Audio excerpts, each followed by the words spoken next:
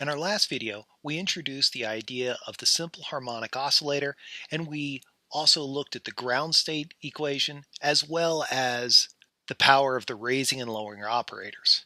As you might have inferred during our last video, there's a whole lot more depth and complexity that comes from using these raising and lowering operators. Today, we'd like to set aside some time to explore that.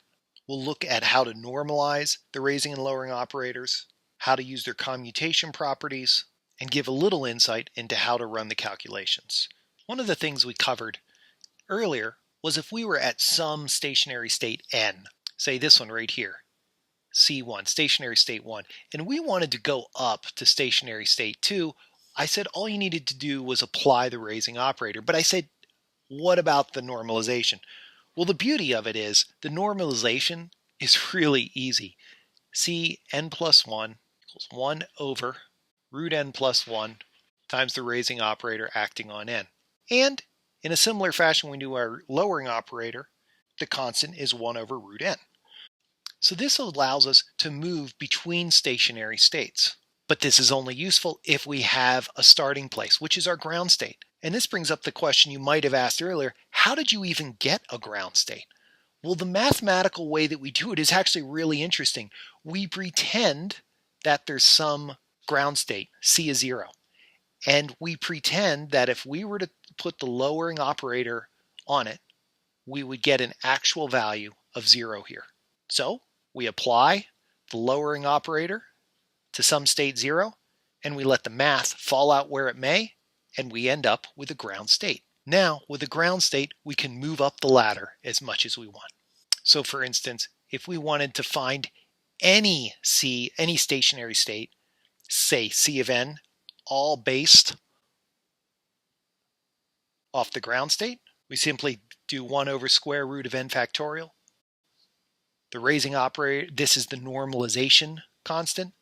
The raising operator raised to some n power times the ground state, which if you're like me, gets a guy to thinking, what does it even mean? Like, how do you even do this math? How do you apply this operator to some n state? Well, let's just try it, going from trying to figure out what state 1 is. State 1 is 1 over, now in this case, n is 0, 0 plus 1, right? So 1 over 0 plus 1 times the raising operator times the ground state, C of 0.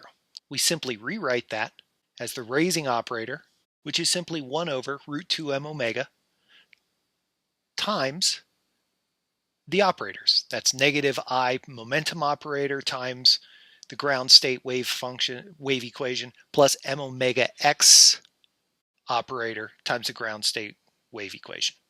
Now the math for this is a little annoying, and it gets more and more annoying the higher up in energy you go, but it does give us C of 1, that first excited state.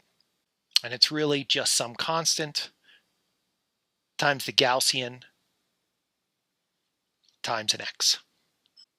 And that first excited state might look something like what I've drawn over on the graph in yellow. Some other useful relationships that we can identify is redefining the x operator in terms of the raising and lowering operators, and redefining the momentum operator in terms of the raising and lowering operators. We won't use this now, but it's good to stick in the back of your mind for later. Another relationship that'll set the groundwork for further work is the commutation relationship between a plus and minus, which is simply 1. So in summary, we've taken some time out to look at the power of the ladder operator. And thus far, we've been able to see that by using it, we can move up and down between stationary states. And we're not just limited to states right next to each other. In other words, we don't have to just go between 1 and 2. We can go from the ground state to any state out there. Moreover, we looked at how to apply the raising operator to identify what the first excited state was, and we're able to redefine it in terms of position and momentum.